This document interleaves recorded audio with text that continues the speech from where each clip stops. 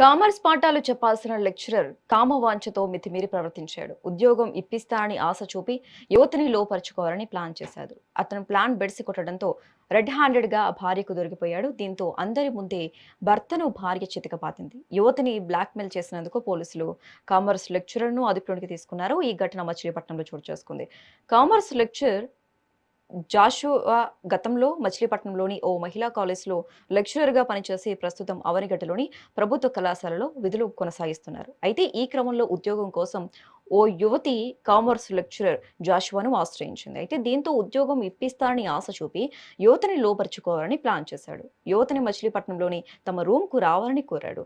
అయితే ఈ వ్యాఖ్యలతో ఒక్కసారిగా కంగుతిన్న యువతి హ్యూమన్ రైట్స్ ఆర్గనైజేషన్ ను ఆశ్రయించింది. అనంతరం జాషువా నిజ స్వరూపాన్ని లెక్చరర్ భార్యకు సమాచారం ఇచ్చింది.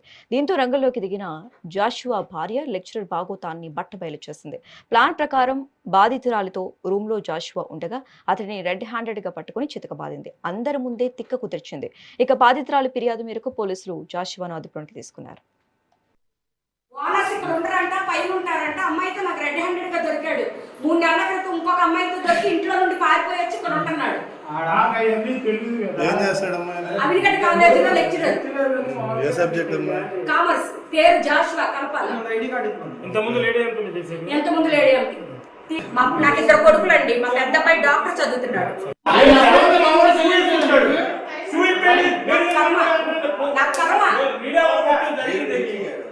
నేను లా సైడ్ రోటరీ సెక్రటరీని. ఎలా ఇచ్చారు ఓనర్స్ పట్టించుకోరా? ఇల్లు చదివించాలి సరిపోద్దా? ఎవడొస్తున్నాడో తెలీదా? మొహం పగిలిపో. అతను ఒక అమ్మాయితో రూమ్ లో రెడ్ హ్యాండెడ్ గా దొరకటం వల్ల అక్కడికి మాకు వచ్చిన ఇన్ఫర్మేషన్ బట్టి వెళ్ళటం జరిగింది. అక్కడికి వెళ్తే ఆ అమ్మాయితో ఇతను ఉండటం చూశాను నేను. హ్యూమన్ రైట్స్ రజనీ గారిని ఆశ్రయించగా ఆవిడ సహాయంతో అతన్ని రెడ్ హ్యాండెడ్ గా పట్టుకున్నాము. అతను గతంలో కూడా ఇలా చాలా సార్లు దొరికి చాలా గొడవలు అయినాయి. మొన్న ఫిబ్రవరి నెలలో కూడా చల్లపల్లిలో ఒక అమ్మాయి సౌమ్య అనే అమ్మాయితో ఎఫ్ఐఆర్ పెట్టుకుని ఇంట్లో నుండి బయటకు వచ్చేసాడు. బయటకు వచ్చిన దగ్గర నుండి మళ్ళీ ఇదే పనులు చేయటం వల్ల హ్యూమన్ రైట్స్ వారి ద్వారా ఇవాళ ఈ అమ్మాయిని రెడ్ హ్యాండెడ్ గా పట్టుకోవటం జరిగింది. గతంలో కూడా ఇంట్లో చాలా హెరాస్మెంట్ చేస్తాడండి. ఇతనికి బాగా ఉమనైజరు. చాలా సార్లు ఖండించడం జరిగింది. అయినా అతనిలో మార్పు లేదు.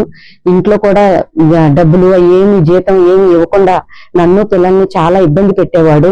ఇంకా ఏం చేయాలో అర్థం కాని పరిస్థితిలో నేను చాలా ఇబ్బందులు పడతా ఈ రోజు ఇలా మీడియా ముందు మాట్లాడే పరిస్థితి నాకు వచ్చింది. అతను ఒక అమ్మాయి